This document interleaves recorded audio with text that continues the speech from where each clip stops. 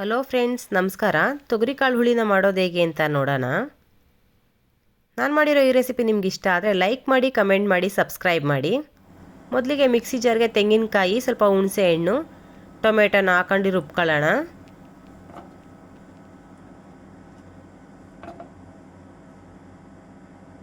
Next cooker ಇಟ್ಕೊಂಡಿದ್ದೀನಿ. 2 ಸ್ಪೂನಷ್ಟು ಎಣ್ಣೆ ಹಾಕೊಂಡಿದ್ದೀನಿ. ಎಣ್ಣೆ ಬಿಸಿ ಆಗಲಿ. ಬಿಸಿಯಾಗಿರೋ ಎಣ್ಣೆಗೆ 2 ಈರುಳ್ಳಿನ ಕಟ್ ಮಾಡಿ ಇಟ್ಕೊಂಡಿದ್ದೀನಿ, ಅದನ್ನು ಹಾಕಂತಿದ್ದೀನಿ. ಈರುಳ್ಳಿನ ಸ್ವಲ್ಪ ಚೆನ್ನಾಗಿ ಹುರ್ಕೊಳ್ಳೋಣ.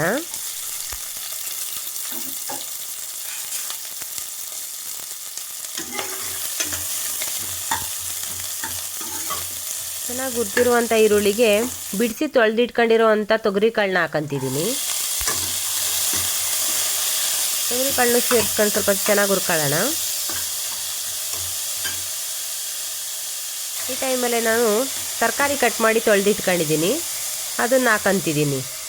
ನೀವು ಯಾವ ತರಕಾರಿ ಬೇಕಂದ್ರೂ ಹಾಕೋಬೋದು. ನಾನು ಬೀನ್ಸು, ಕ್ಯಾರೆಟು, ಆಲೂಗಡ್ಡೆ ಇತ್ತು ಹಾಕೊಂಡಿದ್ದೀನಿ.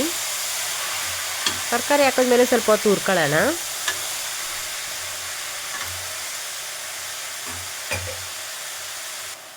ಹುರಿದಿದ್ದಾಯಿತು.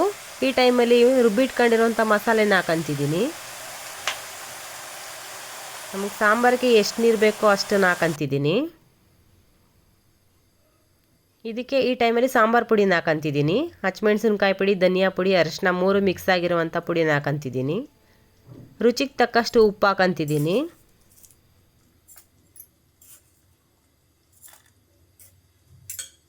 ಒಂದ್ಸಲ ಚೆನ್ನಾಗಿ ಮಿಕ್ಸ್ ಮಾಡ್ಕೊಳ್ಳೋಣ. ಈ ಟೈಮಲ್ಲಿ ಇದಕ್ಕೆ ನಾನು ಕೊತ್ತಂಬರಿ ಸೊಪ್ಪನ್ನ ತೊಳೆದು ಕಟ್ ಮಾಡಿ ಇಟ್ಕೊಂಡಿದ್ದೀನಿ, ಅದನ್ನು ಹಾಕಂತಿದ್ದೀನಿ. ಕುಕ್ಕರ್ ಲಿಡ್ನ ಕ್ಲೋಸ್ ಮಾಡಿ 2 ವಿಷಲ್ ತಗೊಳ್ಳೋಣ.